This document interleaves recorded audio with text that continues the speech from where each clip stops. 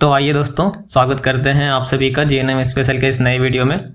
और जो हमारा चैप्टर चल रहा था वो था मैनेजमेंट ऑफ नॉर्मल परप्यूरियम, जिसका कि सिलेबस अगर देखें तो ये definition, physiological changes, postnatal counselling और लैक्टेशन फीडिंग ये कंप्लीट हो चुका था हमारा।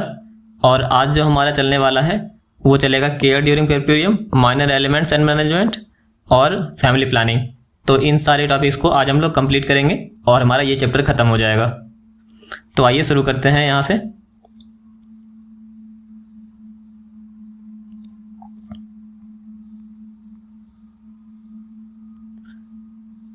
तो जो हमारा टॉपिक है वो है केयर ड्यूरिंग परप्यूरियम, यानी कि परप्यूरियम के दौरान जो देखभाल होता है। तो परप्यूरियम वह अवस्था है जिसमें कि 6 से 8 हफ्ता तक चलता है और जो कि माँ के शरीर को पूरी तरह से ठीक होने के लिए जिसकी आवश्यकता होती है, जिसमें विशेष देखभाल की आवश्यकता होती है, जिसमें कि जो कुछ पॉइंट है जिस पे कि ध्यान दिया जाना चाहिए। सबसे पहला होता है कंटिन्यूस मॉनिटरिंग, यानी कि लगातार मॉनिटर करते रहना चाहिए। मॉनिटर क्या क्या करेंगे? तो वाइटल साइन मॉनिटर करेंगे, जिसमें कि ब्लड प्रेशर होगा, पल्स होगा, टेम्परेचर होगा। लोचिया के कलर की जांच करेंगे, उसकी मात्रा की, उसके गंध पे ध्यान देंगे ताकि किसी प्रकार के संक्रमण का पता चल सके। और यूट्रस के इन्वॉल्यूशन, यानी कि जो उसके वापस अपने स्थिति में लौटने की प्रक्रिया है, उसको पाल्पेट करके मॉनिटर करेंगे। ये पाल्पेशन एक प्रोसेस होता है जिसमें कि मॉनिटर करते हैं और ये सुनिश्चित करते हैं कि यूट्रस सही तरह से सिकुड़ रहा है। फिर जो अगला पॉइंट है वो हमारा रेस्ट है। तो जो रेस्ट है वो प्रॉपर मिलना चाहिए, 6 से 8 घंटे की नींद मिलनी जरूरी होती है, जिससे कि माँ का शरीर जल्दी ठीक होता है और जो थकान से बचा होता है, यानी कि फैटिग से बचा होता है। फिर कुछ जैसे कि आराम के दौरान माँ को हल्का योगा, रिलैक्सेशन एक्सरसाइज वगैरह करना चाहिए, जिससे कि मानसिक और शारीरिक स्वास्थ्य में सुधार हो सके।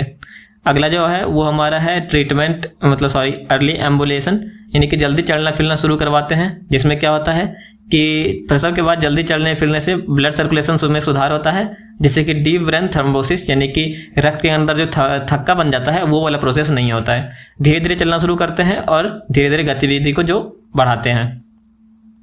फिर पेल्विक फ्लोर एक्सरसाइज किया जाता है ताकि मांसपेशियां मजबूत हो सके और यूरिन इनकॉन्टिनेंस से बचा जा सके। जो पेल्विक फ्लोर वाली एक्सरसाइजेस होती है, जिसमें कि कीगल एक्सरसाइज वगैरह होते हैं, इसके बारे में हम लोग डिटेल में पढ़ेंगे। जैसे कि यूरिन इनकॉन्टिनेंस क्या होता है कि बार बार जो है यूरिनेशन के लिए जाना पड़ता है, तो उसको बोलते हैं यूरिन इनकॉन्टिनेंस, मतलब कि कंटिन्यू नहीं आता है, थोड़ा सा आएगा फिर नहीं आएगा फिर आएगा, तो इस तरह की चीज़ों से बचा जा सके। फिर डाइट की अगर बात करें तो माँ को एक संतुलित आहार देना चाहिए, जिसमें कि प्रोटीन, कैल्शियम, आयरन और विटामिन सही मात्रा में रहता है। आयरन रिच फूड जैसे कि हरी सब्जियां, अंडे, दाल सेवन करना चाहिए ताकि रक्त की कमी को पूरी तरह से पूरा किया जा सके। और हाइड्रेशन का, यानी कि पानी पीने का विशेष रूप से ध्यान रखा जाता है, कम से कम 8 से 10 गिलास पानी पिलाया जाता है। फिर होता है केयर ऑफ ब्रेस्ट। अगर केयर ऑफ ब्रेस्ट की बात करें तो नियमित स्तनपान कराना चाहिए ताकि ऑक्सीटोसिन जो है उसका स्राव हो सके और ऑक्सीटोसिन से यूट्रस जल्दी सिकुड़ेगा। फिर स्तनों को हर स्तनपान सत्र के बाद साफ और सूखा रखना चाहिए। और स्तन में दर्द या सूजन हो तो गर्म पानी से हल्का सिकाई करते हैं।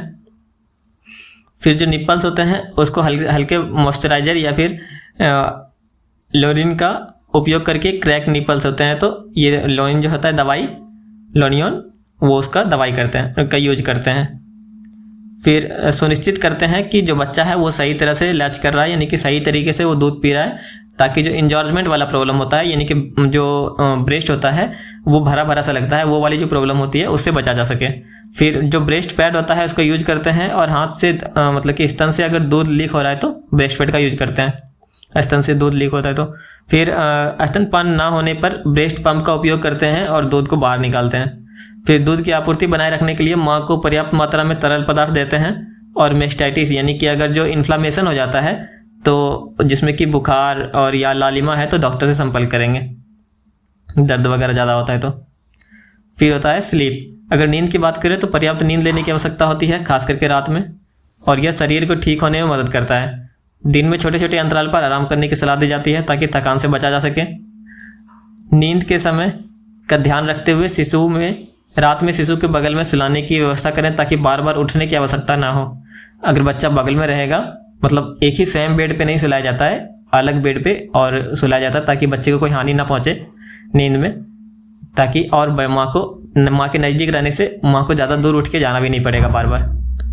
फिर होता है केयर ऑफ बाउल, यानी कि जो आंत होता है उसकी देखभाल के लिए क्या करते हैं तो प्रसव के बाद कई महिलाओं में जो है वो कॉन्स्टिपेशन की समस्या हो जाती है, यानी कि कब्ज की समस्या हो जाती है। इसके लिए हाई फाइबर डाइट खेला जाता है, जिसमें कि फल, सब्जियां या फिर साबुत अनाज होता है उसका उपयोग किया जाता है। फिर कब्ज की समस्या ज़्यादा होती है तो डॉक्टर से परामर्श लेकर लैक्सेटिव का या फिर स्टूल सॉफ्टनर जो होता है उसका भी यूज कर सकते हैं। शौच के दौरान ज़्यादा जोर नहीं लगाएं और आराम से बैठने, और पर्याप्त पानी पीने से आंत की गति जो है वो सही रहती है। आंत में हमारी गति होती है, जैसा कि आप लोगों को पता होगा, वो सही रहती है, तो ये प्रॉब्लम धीरे धीरे ठीक हो जाती है। फिर होता है केयर ऑफ ब्लैडर, यानी कि जो मूत्राशय होता है उसकी देखभाल। उसके लिए क्या किया जाता है कि यूटीआई जो होता है, यूरिनरी ट्रैक्ट इन्फेक्शन, उससे मतलब कि बचाव करने के लिए नियमित रूप से जो यूरिन पास करते रहना चाहिए। फिर होता है कि ब्लैडर की कैपेसिटी थोड़ी कम हो सकती है, इसके लिए अधिक तरल पदार्थ का सेवन करें। फिर होता है कि अगर यूरिन पास करते समय अगर दर्द होता है या फिर जलन होता है तो डॉक्टर से तुरंत संपर्क करना चाहिए। फिर होता है केयर ऑफ पेरिनियम। पेरिनियम जो होता है वो एरिया होता है जिस एरिया में कि वेजाइना और वेजाइना वाला जो एरिया होता है उसको बोलते हैं पेरिनियम एरिया। तो उसमें जो है एपिसियोटोमी या फिर अगर पेरिनियल टीयर हुआ है तो उस क्षेत्र को हल्के गर्म पानी से धोकर साफ करते हैं, उसको सूखा रखते हैं और हर बार जब भी यूरिन पास करते हैं या फिर मल त्याग करते हैं तो इसके बाद उसको अच्छे से साफ करते हैं।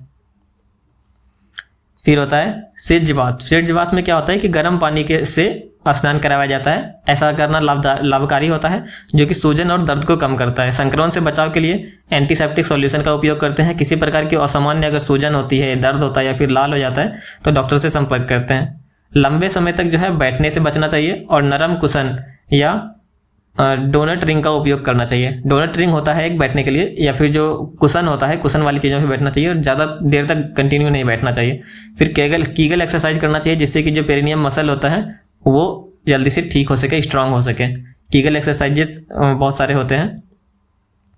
फिर होता है कि अगर स्टिचेस में दर्द या असुविधा हो तो डॉक्टर से पेन रिलीफ या मेडिकेशन लेने की सलाह दी जाती है। और इसका एक और पॉइंट है मेंटल हेल्थ। तो मेंटल हेल्थ के लिए क्या किया जाता है कि प्रसव के बाद थकान और जिम्मेदारियों से माँ को पोस्टमार्टम डिप्रेशन हो सकता है, जिसके लिए कि परिवार और दोस्तों का भावनात्मक सहयोग लेना चाहिए। और यदि किसी प्रकार की चिंता या उदासी लंबे समय तक बनी रहती है तो पेशेवर सलाह यानी कि जो काउंसलर वगैरह होते हैं उससे जाके मिलना चाहिए। फिर जो हमारा टॉपिक आता है वो होता है पोस्ट नेटल एक्सरसाइजेस के बारे में, कि कौन कौन से एक्सरसाइज होते हैं जो कि पोस्ट नेटल पीरियड में महिला को करवाने चाहिए। तो पोस्ट नेटल एक्सरसाइज की जरूरत बहुत ही मतलब कि महत्वपूर्ण होता है पोस्ट नेटल एक्सरसाइज, क्योंकि व्यायाम करने से माँ का पूरी तरह से ठीक होने में मदद मिलता है। और कुछ 8-9 प्रकार के एक्सरसाइजेस के बारे में यहाँ पे हम लोग बात करेंगे। सबसे पहला है कीगल एक्सरसाइज। कीगल एक्सरसाइज क्या होता है, इससे लाभ क्या मिलता है? अगर लाभ की बात करें तो ये पेल्विक मसल को मजबूत करता है और प्रसव के बाद जो कि कमजोर हो जाते हैं उसको मदद करने में मदद करता है। और यूरिन इनकॉन्टिनेंस का जो प्रॉब्लम होता है उसको भी कम करने में मदद करता है। और प्रसव के बाद जो है यौन स्वास्थ्य को सुधारता है, यानी कि सेक्सुअल हेल्थ को भी सुधारता है। फिर इसको कैसे करना है? इसको कैसे करना है कि जो पेल्विक फ्लोर की मसल होती है उसको पहचान के, और जो कि मुख जो यूरिन पास करते समय अगर हम उसको कंट्रोल करते हैं, अगर यूरिन कोई पास कर रहा है और अचानक से सोचते हैं कि मुझे यूरिन रोकना है, तो वो जो मसल होते हैं ना रोकने के लिए, वो मसल होते हैं और उसको रोकना है। इस मांसपेशियों को 5 से 10 सेकंड के लिए कसें और फिर छोड़ दें। मतलब ऐसे फील करना है कि यूरिन पास कर रही है महिला को ऐसे फील करना है कि वो यूरिन पास कर रही है और उसको यूरिन पास करने से रोकना है। तो जब अचानक से रोकती है तो वो 5 से 10 सेकंड तक उसको होल्ड करके रखना है, उसके बाद फिर उसको छोड़ना है। तो इस तरह की एक्सरसाइजेज होती है वो कीगल एक्सरसाइजेज होते हैं, जिससे कि पेल्विक मसल जो है वो स्ट्रांग होता है। इस क्रिया को लगभग 10 से 15 बार दोहराया जाता है और दिन में 3 से 4 बार किया जाता है। फिर होता है deep breathing and abnormal contraction. तो कोर मसल और एब्डोमिनल मसल को मजबूत बनाता है ये, और शरीर में तनाव को कम करता है और श्वसन क्रिया में सुधार लाता है। ठीक है, इसके लाभ हो गए। इसको कैसे करते हैं? तो कैसे करने की बात करें तो यहाँ पे देखा जाए तो पहले पीठ के बल लेटना है, घुटने को मोड़ कर रखना है, फिर गहरी सांस लेना है और सांस छोड़ते समय पेट को अंदर की तरफ खींचना है। इसको लगभग 5 से 10 बार करना है और दिन में 2-3 बार करना है। फिर होता है ब्रीजिंग एक्सरसाइज। ब्रीजिंग एक्सरसाइज का लाभ क्या होता है कि लोअर बैक और पेल्विक मसल को मजबूत करता है, पोस्चर में सुधार करता है और लोअर बैक जो होता है लोअर बॉडी उसके स्ट्रेंथ को बढ़ावा देता है। इसको कैसे करेंगे? तो इसको करने के लिए पहले पीठ के बल लेट जाएंगे, घुटने को मोड़ के पैर को जमीन पर रख देंगे, फिर पेल्विक को उठाएंगे और 5 सेकंड तक होल्ड करेंगे और फिर वापस लाएंगे। इसे 10 से 15 बार करेंगे और दिन में 2 से 3 सेट करेंगे। इसमें क्या होता है कि जो ऐसे सर है, ठीक है, ऐसे लेटते हैं, ऐसे घुटना होता है, ठीक है। तो इसमें क्या होता है कि जब ऐसे करके लेटे हुए रहते हैं ऐसे करके, तो बॉडी को पूरी तरह से ऊपर उठाना होता है घुटने के बल पे, ठीक है। इसको बोलते हैं ब्रिज की तरह, एक तरह से बन जाता है। तो ये होता है ब्रिजिंग एक्सरसाइज। तो ऐसे उठा के और 2-3 बार, मतलब कि 2-3 एक्सरसाइज टाइम करना है ये, और एक बार में कम से कम 10-15 बार करनी है। फिर होता है लेग स्लाइड्स। लेग स्लाइड्स में क्या होता है, इसका लाभ क्या होता है कि ये लोअर एब्डोमिनल मसल को टोन करता है और पेरिनियम वैली को कम करने में मदद करता है। इसको कैसे करना है, तो पीठ के बल लेट के एक पैर सीधा, दूसरे पैर को मोड़ा हुआ रखेंगे और सीधे पैर को जमीन पर स्लाइड करेंगे और फिर वापस लाएंगे। फिर दोनों पैरों को एक साथ 10-12 बार दोहराएंगे। इसका मैं इमेज लगा दूंगा तो आप उसको देख लीजिएगा। फिर होता है कैट का स्ट्रेच होता है। इसमें क्या होता है कि स्पाइन के लिए बहुत यूजफुल होता है, ठीक है। इसके अगर लाभ की बात करें तो स्पाइन और लोअर बैक को मजबूत करता है और पीठ के दर्द को कम करता है, शरीर को आराम देता है। इसको कैसे करेंगे, तो पहले हाथ और घुटने के बल पे आ जाएंगे, जिसको कि टेबल टॉप पोजीशन बोलते हैं। जैसे कि बहुत लोग उसको, जैसे बचपन में घोड़ा घोड़ा बन के जो खेलते थे उस टाइप वाला जो होता है, जैसे कि एक हाथ यहाँ होता है, यहाँ घुटना होता है और ऐसे हमारा सर होता है, ऐसे करके हम लोग जो बनते हैं, तो ये होता है, ठीक है। तो सांस छोड़ते समय पीठ को नीचे की ओर धकेलें, काउ पोजीशन, और सांस लेते समय पीठ को नीचे की ओर धकेलें और सांस छोड़ते समय पीठ को ऊपर की तरफ। तो ऐसे पहले नीचे की तरफ जाएंगे और ऐसे करके और फिर ऊपर की तरफ जाएंगे ऐसे। तो ऐसे करके जो करते हैं एक्सरसाइज, इसको 8-10 बार करना होता है। फिर होता है वॉल पुशअप। ये अपर बॉडी को स्ट्रेंथ करता है और आर्म्स और चेस्ट में की मसल को टोन करता है। इसको कैसे करेंगे, दीवार के सामने खड़े हो जाएंगे, दोनों हाथ को दीवार पर रख देंगे, दीवार के सामने झुकेंगे, फिर वापस सीधा होंगे, मतलब दीवार के सहारे से पुशअप करेंगे। फिर होता है पेल्विक टिल्ट्स। पेल्विक टिल्ट्स के लाभ की बात करें तो ये लोअर बैक को स्ट्रेंथ करता है, पेल्विक रीजन को मजबूत करता है, पोस्चर को बेहतर बनाता है और बैक पेन को कम करता है। इसको कैसे करेंगे, तो पीठ के बल लेट के घुटने को मोड़ लेंगे, पेल्विक को थोड़ा सा ऊपर उठाएंगे और पेट को अंदर की तरफ खींचेंगे और इसको 10-15 बार करेंगे 2-3 सेट में। फिर होता है हील स्लाइड। हील स्लाइड की अगर बात करें तो थाइस और एब्डोमिनल मसल को मजबूत करता है और ये लोअर बैक की फ्लेक्सिबिलिटी में सुधार लाता है। इसको कैसे करेंगे, तो पीठ के बल लेट के घुटने को मोड़ लेंगे, पैर को स्लाइड करते हुए सीधा रखेंगे और फिर वापस लाएंगे। इस तरह से पैर को 10-15 बार मोड़ेंगे। फिर होता है प्रोसेस ऑफ एक्सरसाइज। जो एक्सरसाइज करते हैं वो कैसे करेंगे, तो एक्सरसाइज डायरेक्ट हम नहीं करेंगे। सबसे पहले हमें वार्म अप करना होता है 5 से 10 मिनट तक का, इसके लिए स्ट्रेचेस करते हैं। फिर जो धीरे धीरे स्टार्ट करना होता है, शुरुआत के दिनों में जो है हल्का एक्सरसाइज करते हैं, फिर जैसे डीप ब्रीथिंग वगैरह, और फिर पेल्विक फ्लोर एक्सरसाइज जैसे करते हैं। फिर कंसिस्टेंसी रोज करेंगे कम से कम 10-15 मिनट के लिए और कंसिस्टेंसी बना के रखना है। फिर हाइड्रेशन, व्यायाम के दौरान और बाद में पानी पीते रहेंगे और बॉडी को सुनना है, मतलब कि लिसन टू योर बॉडी। अगर कोई भी एक्सरसाइज करने में बहुत ज़्यादा डिस्कम्फर्ट हो रहा है तो रुक जाएंगे और डॉक्टर से सलाह लेंगे। फिर कूल डाउन, तो व्यायाम के बाद शरीर को ठंडा करने के लिए 5-10 मिनट तक स्ट्रेचिंग एक्सरसाइज करेंगे। तो ये होगी एक्सरसाइजेस के बारे में। अब हम बात करेंगे पोस्टनेटल एग्जामिनेशंस के बारे में। तो पोस्टनेटल एग्जामिनेशन एक बहुत महत्वपूर्ण प्रक्रिया है जो कि माँ और नवजात शिशु के स्वास्थ्य की निगरानी के लिए बहुत जरूरी होता है। इसमें क्या होता है, प्रसव के बाद सामान्य और जटिलताओं का बचाव और उपचार करने के लिए शरीर में बहुत सारे जांच की जाती है, ठीक है। जो उस जांच के बारे में हम लोग पढ़ेंगे अभी। तो सबसे पहला होता है जनरल जांच, जनरल फिजिकल एग्जामिनेशन। इसमें क्या होता है, इसके लाभ की अगर बात करें तो ये पूरे शरीर का मूल्यांकन किया जाता है, जिसमें कि त्वचा का रंग, सांस लेने की दर, सामान्य अवस्था, ये सारी चीज़ें पता की जाती है। और किसी प्रकार की असामान्यता जैसे बुखार या कमजोरी का समय रहते पता चल जाता है। इसको कैसे करेंगे, तो ब्लड प्रेशर, पल्स वगैरह चेक करेंगे, टेम्परेचर चेक करेंगे, शरीर में कोई सूजन, पीली त्वचा है या फिर असामान्य लक्षण है तो उसको पता चल जाता है देख के। फिर होता है यूट्राइन इन्वोल्यूशन। तो यूट्राइन जो गर्भाशय है वो सिकुड़ता है, तो उसका जांच करने का क्या फायदा होता है। जांच करने का फायदा ये होता है कि यूट्रस, हम सुनिश्चित कर पाते हैं कि यूट्रस जो है वो प्री प्रेगनेंसी अवस्था में ठीक से वापस आ रहा है, और यूट्रस का जो टोन है वो, मतलब कि या फिर उसका जो सब इन्वोल्यूशन है, अगर ऐसी कोई चीज़ है, सब इन्वोल्यूशन मतलब कि एटोनी, मतलब यूट्रस जो है फिर से अपने टोन में वापस नहीं आ रहा। ये फिर सब इन्वोल्यूशन जो होता है, इसका मतलब होता है कि यूट्रस अपने जगह पे पूरी तरह से वापस नहीं जा पाया जहाँ तक उसको जाना चाहिए था। तो ऐसा अगर कोई समस्या है तो उसका पता चल जाता है। तो लाभ इसका ये हो गया। इसको करेंगे कैसे करेंगे, तो नर्स जो है, डॉक्टर या नर्स यूट्रस को पाल्पेट करते हैं, यानी कि हाथ से छू के पता करते हैं कि यूट्रस नीचे खिसक रहा है कि नहीं। और प्रसव के बाद यूट्रस के नाभि के पास पाल्पेट होता है और धीरे धीरे यह 1 सेंटीमीटर, मतलब कि हर दिन वो 1-1 सेंटीमीटर नीचे मतलब खिसकते रहता है। फिर लोचिया मॉनिटरिंग। लोचिया मॉनिटरिंग में क्या होता है कि जो लोचिया होता है उसकी मॉनिटरिंग की जाती है। इसके लाभ क्या होते हैं कि अगर हम इसका मतलब कि मॉनिटर करेंगे इसको, इससे हमें जो रक्त और टिश्यू के स्राव की जांच हो जाती है और किसी तरह के संक्रमण का पता लगाया जा सकता है। और इसके प्रकार की जांच करेंगे कि मतलब रूबरा, सिरोसा, हलवा 3 तरह के होते हैं। इसके आधार पर माँ के स्वास्थ्य का मूल्यांकन कर सकते हैं कि माँ का स्वास्थ्य है वो अभी कैसा है। इसको करेंगे कैसे? इसको पता करने के लिए लोचिया का जो मात्रा होता है वो कितना निकल रहा है, उसका रंग किस तरह का है, उसका गंध किस तरह का है, तो स्मेलिंग भी पता करते हैं। अगर कोई बैड स्मेल आ रही है बहुत ज़्यादा जो नॉर्मल से अलग है तो कोई इन्फेक्शन वगैरह हुआ है, इसके बारे में पता चल जाएगा। जैसे कि यहाँ पे लिखा हुआ है फॉल स्मेलिंग से मतलब कि असामान्य रक्तस्राव का पता चल जाता है और इससे डॉक्टर से संपर्क किया जा सकता है। फिर होता है ब्रेस्ट एग्जामिनेशन। ब्रेस्ट एग्जामिनेशन से क्या लाभ होता है कि ब्रेस्ट एग्जामिनेशन से हम स्तनपान की स्थिति, दूध की आपूर्ति और स्तन के स्वास्थ्य की जांच कर लेते हैं, जिसमें कि मेस्टाइटिस, क्रैक निपल्स या फिर इंजर्जमेंट जैसी समस्या का पता चल जाता है। और इसको करेंगे कैसे? तो स्तन को पहले पालपेट किया जाता है ताकि किसी प्रकार की सूजन का या दर्द का पता लगाया जा सके, और निप्पल को इंस्पेक्ट किया जाता है ताकि कोई प्रकार की अगर कोई क्रैक आया है या फिर कहीं लाल हो गया है तो उसका पता चल सके। फिर होता है पेरिनियल एग्जामिनेशन। पेरिनियल एग्जामिनेशन के लाभ की बात करें तो उसमें एपिसियोटॉमी या फिर पेरिनियल टीयर में किसी प्रकार का अगर घाव हुआ है तो उसका पता चल जाएगा, और किसी प्रकार के संक्रमण हुआ है और हीलिंग प्रोसेस कैसा है इसके बारे में पता चल जाएगा। फिर अगर इसको करेंगे कैसे? तो पेरिनियल एरिया के पहले साफ सफाई की जाती है और सूजन उसका मतलब कि चेक किया जाता है, उसका लालिमा चेक किया जाती है, डिस्चार्ज चेक किया जाता है, स्टिचेस चेक किया जाता है कि सही से है, उसमें भर तो रहा है कि नहीं, ये सारी चीज़ें चेक की जाती है।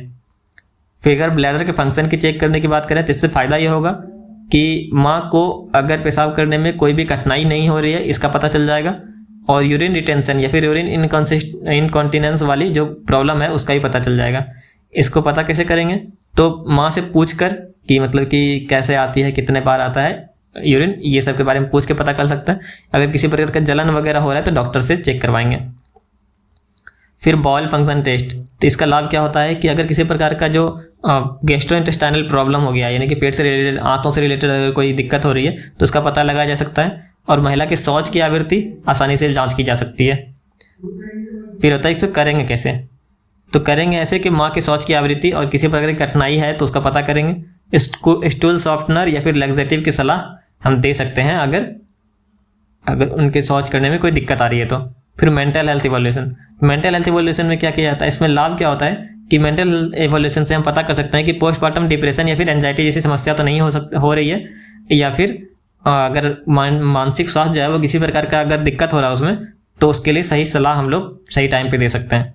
इसको करेंगे कैसे चेक? तो माँ के भावनाओं के बारे में, उसके नींद के बारे में, उसकी मानसिक स्थिति के बारे में सवाल पूछेंगे। अगर माँ उदास दिख रही है या फिर चिंतित दिख रही है तो पेशेवर मानसिक स्वास्थ्य सहायता दी जाती है उनको। फिर आता है पोस्टनेटल एग्जामिनेशन के लाभ। तो अगर इसके हम लाभ की बात करें कि पोस्टनेटल एग्जामिनेशन करते हैं तो उसे क्या क्या लाभ होता है, तो रिकवरी को मॉनिटर कर सकते हैं हम, इन्फेक्शन को मॉनिटर कर सकते हैं, ब्रेस्ट फीडिंग में हम लोग सपोर्ट कर सकते हैं।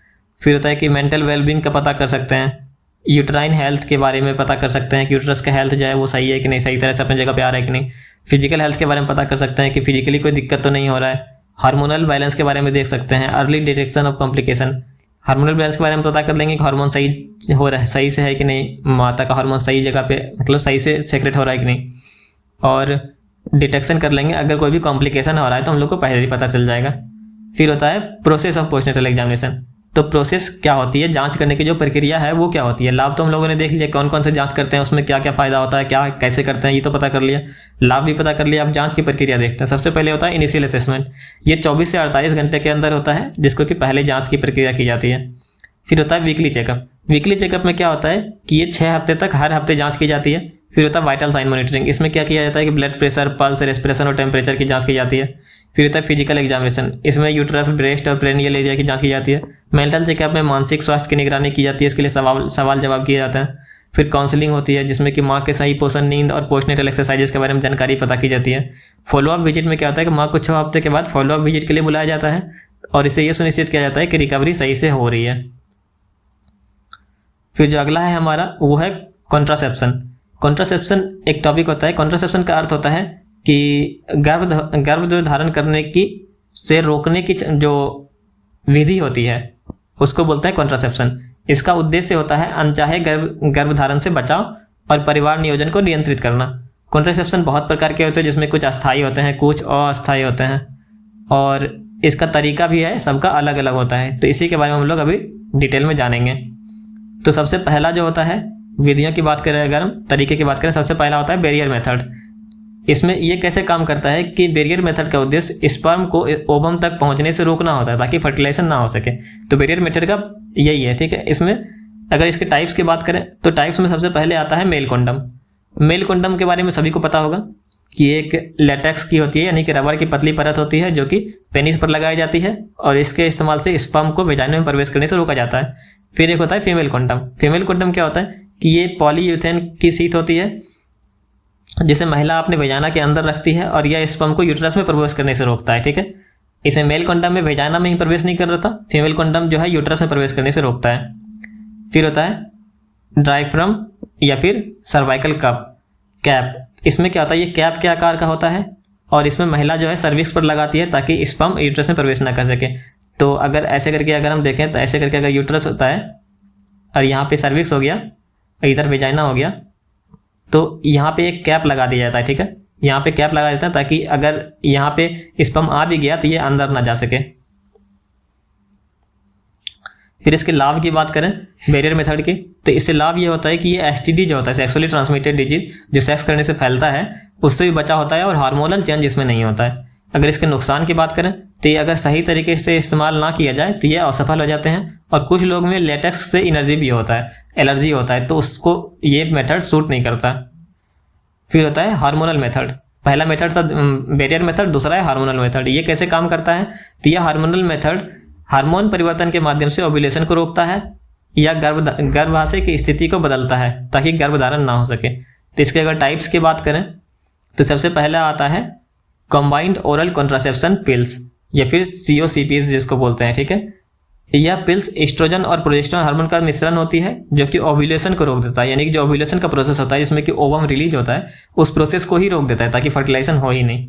फिर होता है प्रोजेस्टेरोन ओनली पिल्स। इसमें केवल प्रोजेस्टेरोन नाम का हार्मोन होता है जो कि सर्वाइकल म्यूकस को बहुत ज़्यादा मोटा बना देता है जिससे कि स्पर्म जो है वो ओवम तक ना पहुंच पाए। फिर होता है कॉन्ट्रासेप्टिव पैच। कॉन्ट्रासेप्टिव पैच क्या होता है, यह एक स्किन पैच होता है जो कि एस्ट्रोजन और प्रोजेस्टेरोन छोड़ता है। इसे शरीर पर किसी भी जगह चिपकाया जा सकता है। फिर होता है वेजाइनल रिंग।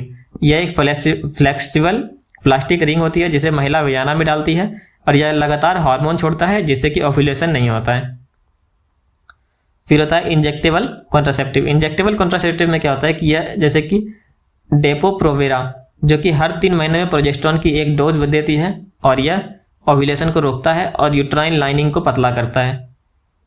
तो ये सारे थे हार्मोनल मेथड के। इसके अगर लाभ की बात करें तो लाभ की बात करेंगे तो मासिक धर्म को नियमित करता है, अत्यधिक ब्लीडिंग और दर्द को कम करता है। अगर इसके नुकसान की बात करें तो नुकसान इसमें है कि बहुत सारे महिलाओं में वजन बढ़ने लगता है, मूड चेंज होने लगता है और हार्मोनल असंतुलन के लक्षण दिख जाते हैं क्योंकि ये हार्मोन्स पे काम कर रहा है। हार्मोन्स में गड़बड़ी होगी तो शरीर के अंदर भी उसके लक्षण दिखेंगे और समय पर लेने पर ही प्रभावी होता है, अगर समय पर नहीं लिया तो प्रभावी नहीं होगा। तो ये था हार्मोनल के नुकसान। अब अगर इंट्रायूटेराइन डिवाइस की बात करें, तीसरा मेथड जो होता है वो होता है इंट्रायूटेराइन डिवाइस जिसको कि IUD बोलते हैं। ठीक है, ये कैसे काम करता है कि IUD एक छोटा T शेप का डिवाइस होता है जिसे कि यूट्रस में डाला जाता है। यह फर्टिलाइजेशन को रोकता है और यह फर्टिलाइजेशन हो भी जाए तो इम्प्लांटेशन को रोकता है। ठीक है, तो पहला जो मेथड था बैरियर मेथड वो स्पर्म को वेजाइना में जाने से रोक रहा था। दूसरा मेथड था हार्मोनल मेथड, जो हार्मोनल मेथड में क्या था कि ओव्यूलेशन को ही रोक दिया जा रहा था। और तीसरा मेथड है इंट्रायूटेराइन डिवाइस जो कि फर्टिलाइजेशन को रोक रहा है। अगर गलती से फर्टिलाइजेशन हो भी गया तो इम्प्लांटेशन नहीं होने देगा क्योंकि हमें पता है कि पहले फर्टिलाइजेशन होगा, इम्प्लांटेशन होगा, तब बच्चा बड़ा होगा, तो ये फर्टिलाइजेशन या इम्प्लांटेशन को रोक देगा। फिर होता है इसके टाइप की बात करें तो सबसे पहले होता है कॉपर IUD जिसको कि कॉपर टीवी बोलते हैं। यह यूट्रस में एक कॉपर कॉइल डाली जाती है जो कि स्पर्म को मार देती है, उन्हें ओवम तक पहुंचने से रोकती है। फिर होता है हार्मोनल IUD जिसे कि LNG-IUS बोलते हैं। यह प्रोजेस्टेरोन हार्मोन छोड़ता है और यूट्राइन लाइनिंग को बहुत पतला कर देता है और ओव्यूलेशन को रोक देता है। ठीक है, तो ये था हार्मोनल IUD। इसके अगर लाभ की बात करें तो लाभ है कि ये बहुत लंबे समय तक सुरक्षा देता है। ये कम से कम 3 से 10 साल तक भी सुरक्षा दे सकता है आराम से, मतलब कि प्रेगनेंसी होने से। फिर होता है हार्मोनल IUD मासिक धर्म की मात्रा को कम कर देता है। ठीक है, जो मासिक धर्म में जो ब्लड निकलता है मेंस्ट्रुअल साइकिल में वो उसको कम कर देता है ये। फिर होता है इसके नुकसान की बात करें तो नुकसान में क्या होता है कि कॉपर IUD में मासिक धर्म में ज़्यादा दर्द हो सकता है या फिर ब्लीडिंग भी बहुत ज़्यादा हो सकता है अगर दिक्कत हुआ तो। फिर इसे डालने और निकालने के लिए डॉक्टर की आवश्यकता होती है। ये नॉर्मली अपने घर पे कोई नहीं कर सकता, इसके लिए प्रोफेशनल हेल्प की ज़रूरत होती है, खास करके डॉक्टर की ज़रूरत होती है। फिर अगर परमानेंट मेथड की बात करें तो हम लोगों ने ये 3 तरह के पहले देख लिए, चौथा है परमानेंट मेथड। परमानेंट मेथड क्या होता है, यह विधि पुरुष या महिला में गर्भधारण की स्थायी रोकथाम करती है। मतलब कि एक बार कर दिया तो परमानेंट हो गया, वो अब फिर प्रेग्नेंट हो ही नहीं सकता। तो ऐसा इस्तेमाल जो किया जाता है उसको बोलते हैं परमानेंट मेथड। तो इसमें टाइप्स की बात करें तो सबसे पहले होता है मेल स्टरलाइजेशन, जिसे कि वैसेक्टॉमी बोलते हैं, जिसको कि नसबंदी भी बोलते हैं हिंदी में, ठीक है। इस प्रक्रिया में पुरुष के वैस डिफरेंसिया स्पर्म ट्यूब, एक ट्यूब होता है जिसमें कि अगर जैसे कि यहाँ पे बन गया स्पर्म, तो ये जिस ट्यूब से आएगा ना उस ट्यूब को ही काट दिया जाता है, इसको वास डिफरेंसिया बोला जाता है, ठीक है, ताकि स्पर्म सीमन में ना मिल सके। फिर होता है फीमेल स्टरलाइजेशन, इसको ट्यूबल लिगेशन बोला जाता है, और इस प्रक्रिया में महिला के फैलोपियन ट्यूब को काट दिया जाता है और काट के इसको बंद कर दिया जाता है ताकि स्पर्म ओवम जो है स्पर्म से ना मिल सके। तो ये मेल फीमेल दोनों का देख लिया। फिर इसके लाभ की बात करें तो ये एक बार कराने के बाद गर्भ निरोधक के बारे में चिंता करने की कोई ज़रूरत नहीं होती है, ठीक है, और इसमें जो हार्मोन पर किसी प्रकार का प्रभाव नहीं पड़ता है, ठीक है। फिर होता है नुकसान की बात करें तो नुकसान क्या होता है कि यह अस्थायी होती है और इसको वापस नहीं किया जा सकता, एक बार कर दिए तो फिर कर दिया। फिर इसमें सर्जरी की ज़रूरत होती है, तो ये इसका नुकसान है। फिर एक होता है नेचुरल मेथड। नेचुरल मेथड कैसे काम करता है कि इसमें ओव्यूलेशन साइकिल पर आधारित होती है, जिसमें कि संभोग से बचाव ओव्यूलेशन के समय संयम पर निर्भर होता है, मतलब कि जिस टाइम पे ओव्यूलेशन हो रहा है उस टाइम पे सेक्स नहीं करना है। तो ये सारी चीज़ें जो होती है वो नेचुरल मेथड के अंदर आती है। इसके अगर टाइप्स की बात करें तो सबसे पहला टाइप है फर्टिलिटी अवेयरनेस मेथड। यह विधि मासिक धर्म के समय ओव्यूलेशन के दिनों की पहचान करके उन दिनों में असुरक्षित यौन संबंध बनाने पर आधारित है, संबंध से बचने पर आधारित है। मतलब कि पहले पता करेंगे कि जो महिला का पीरियड है वो कितने कितने दिन पे आ रहा है, किस दिन ओव्यूलेशन हो रहा है, और जिस टाइम पे ओव्यूलेशन हो रहा है ना उसके आसपास के दिनों में असुरक्षित यौन संबंध नहीं बनाएंगे, मतलब कि बिना बैरियर मेथड का यूज किए फिर बिना कॉन्डम का यूज किए और सेक्स नहीं किया जाएगा, तो उसको बोलते हैं फर्टिलिटी अवेयरनेस मेथड, यानी कि जो फर्टिलिटी है इसके बारे में अवेयर होके इसको यूज करना। फिर होता है विड्रॉल मेथड। विड्रॉल मेथड क्या होता है, इसको क्वाइटस इंटरप्टस भी बोला जाता है। क्वाइटस का मतलब होता है सेक्स करना और इंटरप्टस का मतलब होता है इंटरप्ट करना। इसमें क्या होता है, पुरुष इजैकुलेशन से पहले जब स्पर्म निकलने वाला रहता है उससे पहले पेनिस को वेजाना से बाहर निकाल देता है ताकि स्पर्म वेजाना में न जा सके, इसको बोलते हैं विड्रॉल मेथड। फिर होता है lactation amenorrhoea method. Lactational amenorrhoea method क्या होता है कि लैक्टेशनल का मतलब होता है दूध पिलाना, एमेनोरिया का मतलब होता है कि पीरियड नहीं आना, उस मेथड को। इसमें क्या होता है कि जब महिला जो है वो दूध पिलाती है, स्तनपान कराने वाली जो महिला होती है उसमें जो है वो ओव्यूलेशन नहीं होता है, ठीक है, ओव्यूलेशन नहीं होता है तो फिर प्रेगनेंसी भी नहीं होगी, तो इसलिए इसको बोला जाता है लैक्टेशनल एमेनोरिया मेथड। इसके अगर लाभ की बात करें तो लाभ है कि इसमें कोई हार्मोनल प्रभाव नहीं होता है और किसी दवाई या उपकरण की जरूरत नहीं होती है, मतलब इसमें किसी भी चीज़ की जरूरत नहीं होती है। फिर नुकसान की बात करें तो ये असफलता की दर इसमें बहुत ज़्यादा होती है, क्योंकि ओव्यूलेशन का सही अनुमान लगाना बहुत मुश्किल हो जाता है कि कब ओव्यूलेशन हो रहा है कब नहीं हो रहा है, कब शुरू हो गया। और विड्रॉल मेथड पर पूरी तरह से भरोसा भी नहीं किया जा सकता है। विड्रॉल मेथड पर भरोसा नहीं किया जा सकता है क्योंकि स्पर्म का साइज जो है वो बहुत ज़्यादा छोटा होता है, मतलब जो एक मेल के अंदर सबसे छोटी जो वो होती है सेल वो होती है स्पर्म, तो वो इतना ज़्यादा छोटा रहता है कि वो कभी भी चला जाएगा वजाना के अंदर, हमें पता तक नहीं चलता है, इसलिए इस पर भरोसा नहीं किया जा सकता किसी भी तरह से। फिर होता है इमरजेंसी कॉन्ट्रासेप्शन। इमरजेंसी कॉन्ट्रासेप्शन मतलब कि आपातकालीन गर्भ निरोधक। ये कैसे काम करता है कि अगर किसी तरह से असुरक्षित यौन संबंध बना लिया गया और उसको गर्भधारण से रोकना है तो उसके लिए यूज किया जाता है इमरजेंसी कॉन्ट्रासेप्शन मेथड। इसके अगर टाइप्स की बात करें सबसे पहले होता है इमरजेंसी कॉन्ट्रासेप्टिव पिल्स, इसको कि मॉर्निंग आफ्टर पिल्स भी बोला जाता है, ठीक है। ये क्या होता है कि यह ओव्यूलेशन को रोकता है और फर्टिलाइजेशन के बाद इम्प्लांटेशन को रोकता है। यह 72 घंटे के अंदर दिया जाता है, इसको अंदर 72 घंटे के अंदर इसको लेना चाहिए, जिसमें कि अनवांटेड 72 करके एक पिल्स आता है और आई पिल आता है, तो इस तरह के जो पिल्स आते हैं इसको इमरजेंसी कॉन्ट्रासेप्टिव पिल्स बोला जाता है, उसको 72 घंटे के अंदर लिया जाता है। फिर होता है कॉपर आईओडी। यह एक प्रकार की इमरजेंसी कॉन्ट्रासेप्शन के रूप में काम करती है। इसे यदि असुरक्षित यौन संबंध के 5 दिन के भीतर यूट्रस में डाल दिया जाए तो इम्प्लांटेशन नहीं होगा, क्योंकि हम लोगों को पता है कि जो इम्प्लांटेशन का प्रोसेस होता है वो 5 दिन के बाद होता है। पहले फर्टिलाइजेशन होता है, उसके बाद इम्प्लांटेशन होने के लिए 5 से 6 दिन का टाइम लगता है। तो अगर 5 दिन के अंदर कॉपर आईओडी डाल दिया जाए तो वो इम्प्लांटेशन नहीं होगा। फिर इसके लाभ की बात करें तो गर्भधारण को रोकने में आपातकालीन सुरक्षा देती है और इमरजेंसी कॉन्ट्रासेप्टिव पिल्स आसानी से उपलब्ध है, तो इसको यूज किया जा सकता है। फिर अगर इसके नुकसान की बात करें तो नुकसान में यह है कि यह नियमित गर्भ निरोधक के रूप में इस्तेमाल नहीं की जा सकती है और कुछ महिलाओं में नौजिया, सिर दर्द और असामान्य ब्लीडिंग की समस्या हो सकती है इस पिल्स को इस्तेमाल करने से, ठीक है। तो इसलिए इमरजेंसी पिल्स को इमरजेंसी के टाइम पे ही यूज करना चाहिए, उसको डेली कॉन्ट्रासेप्टिव के रूप में यूज नहीं करना चाहिए, क्योंकि वो हार्मोन्स को चेंज करता है और इससे फीमेल्स की बॉडी में बहुत ज़्यादा दिक्कतें हो सकती है। फिर अगर कॉन्ट्रासेप्शन के लाभ की बात करें तो कॉन्ट्रासेप्शन से क्या क्या लाभ होते हैं, तो लाभ की बात करें तो अनचाहे गर्भधारण से बचा जा सकता है, एसटीडी का रोकथाम किया जा सकता है, जैसे कि बैरियर मेथड बहुत ज़्यादा यूजफुल होता है, जैसे कि कॉन्डम्स होते हैं ना, वो एसटीडी से बचाव में बहुत ज़्यादा हेल्प करते हैं। महिलाओं के स्वास्थ्य पर नियंत्रण किया जा सकता है, और महिला जो फैमिली प्लानिंग है उसमें मदद कर सकता है। मासिक धर्म को नियंत्रण करने में मदद कर सकता है। हार्मोनल मेथड जो होता है वो मासिक धर्म को नियमित और हल्का बनाते हैं। फिर हर व्यक्ति ज़रूरत और स्वास्थ्य की स्थिति अलग होती है, इसलिए गर्भ निरोधक विधि चुनने से के लिए डॉक्टर का सलाह लेना बहुत ज़्यादा ज़रूरी है कि कौन सा मेथड यूज करना है, उसके लिए डॉक्टर का सलाह लेना चाहिए।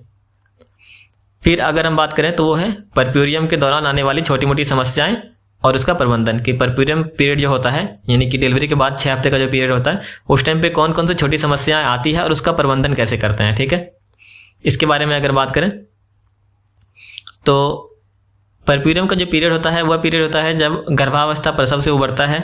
इसमें कुछ मामूली समस्याएं हो सकती है, उनको उचित देखभाल और प्रबंधन द्वारा नियंत्रित किया जा सकता है, और इन समस्याओं के बारे में नीचे विस्तार से बताया गया है। तो अगर उन समस्याओं की बात करें तो सबसे पहला होता है आफ्टर पेन। आफ्टर पेन मतलब कि प्रसव के बाद दर्द। ये समस्या है जिसमें कि यूट्रस के सिकुड़ने के कारण दर्द होता है, और ये दूसरे और तीसरे प्रसव के बाद अधिक आम हो जाते हैं। ठीक है, फिर उसका प्रबंधन की बात करें तो इसका मैनेजमेंट की बात करें तो सबसे पहले एनाल्जेसिक दिया जाता है, जो कि दर्द निवारक दवाइयाँ होती है, जिसमें कि पैरासीटामोल या इबुप्रोफेन दिया जाता है। पेट के निचले हिस्से में हल्का गर्म पानी की बोतल रखा जाता है, और स्तनपान से यूट्राइन कॉन्ट्रैक्शन बढ़ती है, जिससे कि यूट्रस तेजी से सिकुड़ता है और दर्द में कमी आ सकती है, तो स्तनपान करवाना चाहिए। फिर होता है पेरिनियल डिस्कम्फर्ट। पेरिनियल डिस्कम्फर्ट की बात करें तो ये समस्या कैसे है, तो एपिसियोटॉमी या प्रसव के दौरान पेरिनियल टियर की वजह से पेरिनियम में दर्द और सूजन हो सकती है। इसके अगर मैनेजमेंट की बात करें तो दिन में 2-3 बार गर्म पानी से वार्म सीड्स बाथ से सफाई करते हैं, और दर्द ज़्यादा है तो टॉपिकल एंटी एनेस्थेटिक क्रीम, जो एक किसी खास एरिया पे एनेस्थेटिक क्रीम जो लगाया जाता है उसका यूज किया जा सकता है ताकि दर्द ना हो, और ज़्यादा सूजन होने पर कोल्ड कंप्रेस या फिर आइस पैक लगाया जाता है। फिर बैठते समय नरम कुशन या फिर डोनट शेप्ड पिल्लो का यूज किया जा सकता है। फिर होता है ब्रेस्ट इंजर्जमेंट। शुरुआती दिनों में मिल्क प्रोडक्शन अधिक होती है और बच्चे का ज़रूरत कम होता है, तो इस वजह से ब्रेस्ट इंजर्जमेंट की समस्या आ सकती है, मतलब कि ब्रेस्ट में भरा भरा लगने की समस्या हो सकती है। फिर इसके मैनेजमेंट की बात करें तो स्तन को 2-3 बार ब्रेस्ट फीडिंग कराएं, जो बच्चे को 2-3 बार ब्रेस्ट फीडिंग करवाना चाहिए कंटिन्यू। उसके बाद फिर स्तन से मिल्क निकालने के लिए हाथों से दबाकर ब्रेस्ट पंप का यूज करना चाहिए, जिससे कि जो ब्रेस्ट से एक्स्ट्रा मिल्क है उसको निकाल दें, और गर्म पानी के कपड़े से स्तन की सिकाई करें, और जो गर्म मतलब कि हॉट शावर होता है उसको लेना चाहिए। और फिर ज़्यादा दर्द होता है तो कोल्ड कंप्रेस का यूज भी कर सकते हैं। फिर कॉन्स्टिपेशन की बात करें तो हार्मोनल चेंजेस के कारण जो है, और आयरन सप्लीमेंट के कारण जो कब्ज की समस्या है वो हो सकती है। और इसके प्रबंधन की बात करें तो इसमें कि हाई फाइबर डाइट लिया जाता है, इसमें कि फल, सब्जी और अनाज, और फिर पर्याप्त मात्रा में पानी पीना चाहिए, कम से कम 8-10 गिलास। हल्का व्यायाम करना चाहिए, और अगर ज़्यादा दिक्कत हो रही है तो स्टूल सॉफ्टनर या फिर माइल्ड रिलैक्सेटिव यूज कर लेना चाहिए। फिर होता है हेमोरॉइड्स या फिर बवासीर। तो प्रसव के दौरान जो है ऐसा मतलब कि एनएस के एक्सटेंशन से नसों के आसपास सूजन हो सकती है, और जिसमें कि दर्द, खुजली और खून भी आ सकता है। ठीक है, तो इसके मैनेजमेंट की अगर बात करें तो कोल्ड कंप्रेस या आइस पैक लगाना चाहिए। सिड्ज बाथ से आराम मिल सकता है। हाई फाइबर डाइट लेना चाहिए, पानी ज़्यादा पीना चाहिए ताकि जो है वो शौच करने में आसानी हो, और डॉक्टर से ट्रॉपिकल क्रीम या फिर सपोस्टेरॉइड्स का यूज करना चाहिए। ठीक है, उसके बाद फिर आता है यूरिन इनकॉन्टिनेंस। यूरिन इनकॉन्टिनेंस क्या होता है कि जो पेल्विक मसल होता है वो बहुत ज़्यादा कमज़ोर हो जाता है डिलीवरी के टाइम पे, जिससे कि जो है मूत्र पर नियंत्रण करने में कठिनाई हो सकती है। ठीक है, इसके मैनेजमेंट के लिए हम लोगों ने पहले भी बात किया कि कीगल एक्सरसाइजेस बहुत ज़्यादा हेल्प करता है पेल्विक मसल को मजबूत करने के लिए। पर्याप्त मात्रा में पानी पीना चाहिए, कैफीन या सॉफ्ट ड्रिंक कम करना चाहिए, और डॉक्टर से सलाह लेना चाहिए अगर ये लंबे टाइम तक कंटिन्यू चल रहा है तो। फिर होता है लोचिया। लोचिया क्या होता है कि प्रसव के बाद यूट्रस से निकला हुआ रक्त और टिश्यू जो होता है वो लोचिया कहलाता है, और ये कुछ हफ्तों तक हो सकता है। इसके मैनेजमेंट के लिए सैनिटरी पैड का यूज करना चाहिए, साफ सफाई का ध्यान रखना चाहिए। ब्लीडिंग और फॉल स्मेल अगर ज़्यादा हो रहा है तो डॉक्टर से बात करना चाहिए, और अगर शारीरिक गतिविधि से कम करना, मतलब शारीरिक गतिविधि थोड़ा कम करना चाहिए। चलना फिरना तो चाहिए, पर जो भारी काम वगैरह होता है वो सब नहीं करना चाहिए। फिर होता है पोस्टपार्टम डिप्रेशन। पोस्टपार्टम डिप्रेशन क्या होता है कि हार्मोनल फ्लक्चुएशन के कारण, शारीरिक थकावट के कारण बहुत सारे महिलाओं में अवसाद यानी कि डिप्रेशन या फिर उदासी का अनुभव कर सकती है। इसके प्रबंधन के लिए जो दोस्त होते हैं, परिवार होते हैं, उनसे बात करना चाहिए, भावना के बारे में बताना चाहिए, और रोजाना आराम करना चाहिए, पर्याप्त नींद लेना चाहिए, जरूरत पड़ने पर मानसिक स्वास्थ्य विशेषज्ञ से जो परामर्श भी लेना चाहिए। फिर अगर बैक पेन की बात करें तो गर्भावस्था के दौरान जो है बढ़ते वजन और प्रसव के दौरान एक्सटेंशन के कारण पीठ में दर्द हो सकता है, और इसके लिए जो मैनेजमेंट के लिए सही पोस्चर का ध्यान रखना चाहिए, बैठते समय पीठ को सपोर्ट देना चाहिए, हल्का एक्सरसाइज और स्ट्रेचिंग करना चाहिए, अगर ज़्यादा दर्द है तो डॉक्टर से सलाह लेना चाहिए, और हॉट कंप्रेस या फिर गर्म पानी से सिकाई करना चाहिए। फिर होता है थकान। तो प्रसव के बाद, स्तनपान के बाद थकान का होना बहुत ही सामान्य बात है, ठीक है। और इसके अगर मैनेजमेंट की बात करें तो नींद लेना है, घर के दूसरे कामों में मदद, घर के दूसरे कामों में तो दूसरे लोगों की मदद लेनी है, और संतुलित आहार लेना है, और ज़्यादा पानी पीना है ताकि जो बॉडी है वो हाइड्रेटेड रहे, ठीक है। तो इस समस्याओं का सही तरीके से प्रबंधन करने पर माँ का जो है वो पोस्टमार्टम पीरियड बहुत ही सुखद और सुरक्षित बन सकता है। यदि कोई भी गंभीर समस्या होती है तो डॉक्टर से तुरंत संपर्क करना चाहिए। तो जो आज का हमारा वीडियो है वो यहीं तक ख़त्म होगा, ठीक है। और आप लोगों का इतना साथ देने के लिए बहुत बहुत धन्यवाद। और ये चैप्टर हमारा ख़त्म हो चुका है 7th नंबर, और 8 नंबर चैप्टर हम लोग कंटिन्यू करेंगे अभी। और जो वीडियोज़ आएंगे अभी वो PYQs पे भी बहुत सारे वीडियोज़ आने वाले हैं। मैंने पिछले 10 साल तक के PYQs को एनालाइज किया है, और उसके जो इंपॉर्टेंट क्वेश्चंस हैं उन सारे क्वेश्चंस को मैं अगले वीडियोज़ में डिस्कस करूँगा। तो मिलते हैं फिर अगले वीडियो में। आप लोगों का बहुत बहुत धन्यवाद।